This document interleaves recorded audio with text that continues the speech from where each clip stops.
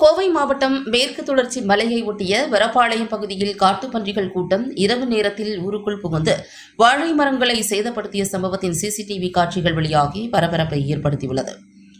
கோவை மாவட்டம் மேற்கு தொடர்ச்சி மலையை ஒட்டிய தடாகம், கணுபாய், பன்னிமடை, தாளியூர், வரப்பாளையம், நஞ்சுண்டாபுரம் ஆகிய பகுதிகளில் வனவிலங்குகளின் நடமாட்டம் அதிக அளவில் காணப்படுகிறது.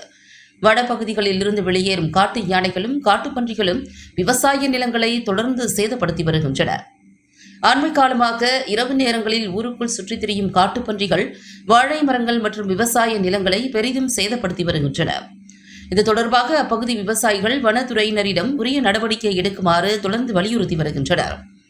இந்நிலையில் வரப்பாளையம் ஊருக்குள் இரவு நேரத்தில் புகுந்த காட்டுப்பன்றிகள் கூட்டம் வாழை மரங்கள் மற்றும் விவசாய நிலங்களை கடுமையாக சேதப்படுத்தி சென்றுள்ளன. அந்த காட்டுப்பன்றிகள் கூட்டம் சுற்றித் திரிந்து வாழை மரங்களை சேதப்படுத்தும் காட்சிகள் சிசிடிவி கேமராவில் பதிவாகியுள்ளன. தற்போது இந்த காட்சிகள் வெளியாகி பரவலாக பகிரப்பட்டு வருகின்றன.